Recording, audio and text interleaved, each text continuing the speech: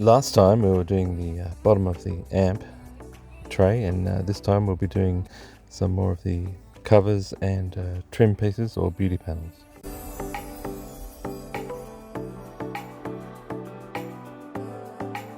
That was the cardboard template onto 9mm birch method. So here comes the staple.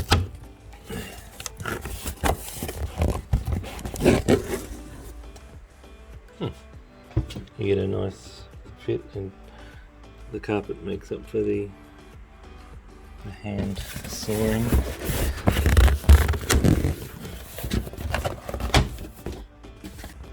The finishing touches are going to be in these areas.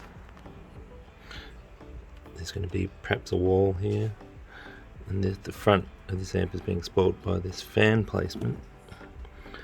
And if I can get a side barrier here, going from about there and then stopping here and then continuing in there, you'll still get to see a connection gallery, and I should be able to mount that fan pointing down here, so moving this to there, and then I'll have that column of tubing going to here. I'll have to turn that around, and this can come out of here, and then I'll just have a nice little viewing gallery down there of the front of that amp. I guess that's how it's going to be, folks.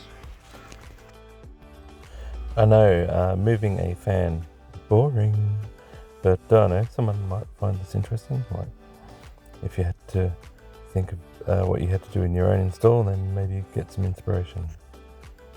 But yeah, pretty simple stuff. So this fan hold down bracket is going to have some anti-vibration squares from Whites, and I'm just screwing them to the bracket first, cutting away a bit of excess rubber, and then putting a drill through a piece of the rubber to the base of the install, limiting the vibration. So this is like a final stretch kind of video / analysis, and by now you probably would have heard a few examples of me listening to this 7-channel beast. And what I wish in this world of worlds is that I had 2 of these, just because I'm a complete moron and I have a 12 channel speaker system with too many speakers, because I kind of got obsessed with low distortion on multiple drivers, trying not to cover too many octaves with speakers. I could literally do a 3-way front and a sub with just that, but of course I have a 5-way front and stereo subs. So anyway, back to the topic. These guys here are handling a lot of the low end, or more specifically this one's super tweeters, and I've got them kind of the back the front, wrong way around. And I was just doing a bit of research. This is about 350 per channel if you bridge, so it's a 4-channel amp down to 350, and this one was only about 250 or 300 bridged, and these 4 channels here. So I'll get an extra 50 watts if I swap my 8-inch duties over here, or my 12-inch duties, and there's one more pair of channels here bridged, which is about 200. So that's the weakest channel in my system right now. This is 350 all day long per channel, and very, very, very, very low distortion, whereas this 300 and this 200, you know, they're talking about 1% distortion. Yeah, so I guess in the long run, because I've been temperature testing this, I've got the extraction fan. In the long run, I'm going to put a few more of the 8 inches, maybe not the 12s just yet. I'll probably put the 12s on this one, because it's 350, and the distortion you might not hear so much through the 12 inches.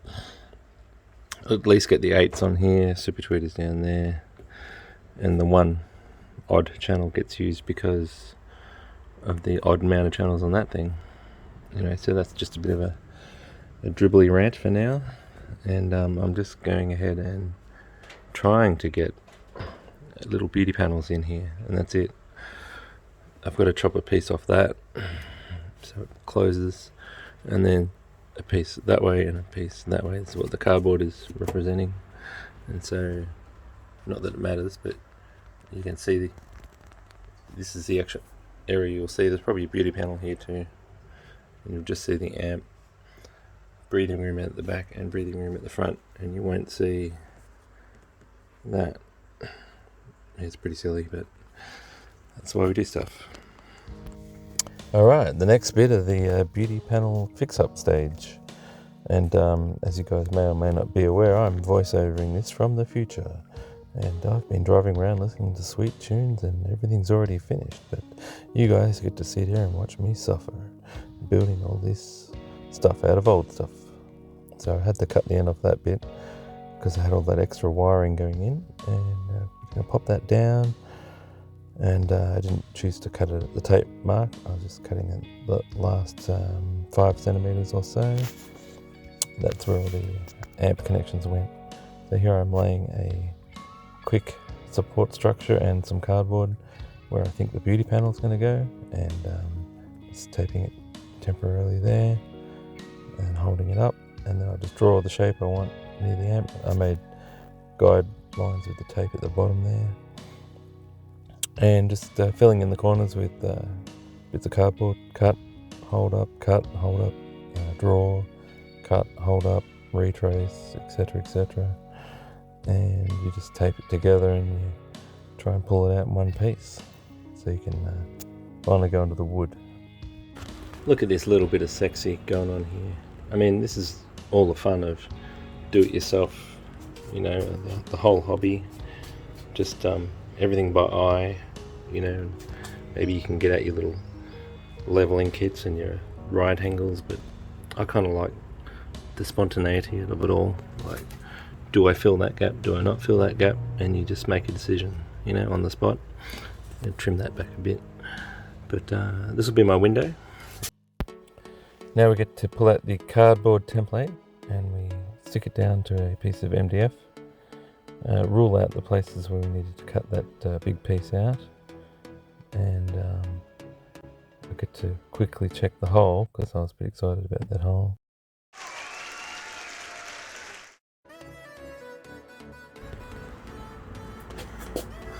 So that opening is looking alright. I can still see a bit of the extraction tubing. It'll probably go up a tiny bit, but probably not. So that's a question of consideration.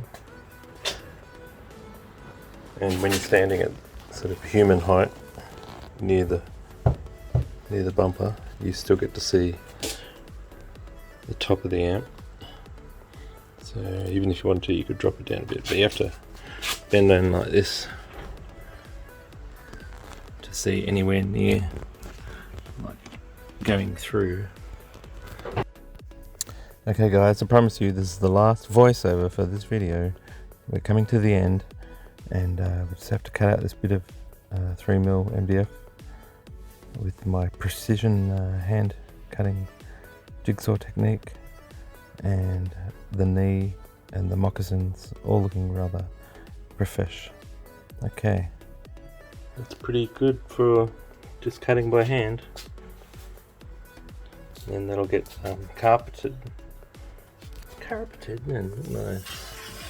I left this tiny flap off because the board was not long enough, but I can just go further with the carpet and won't even know it. But there is the outer wall.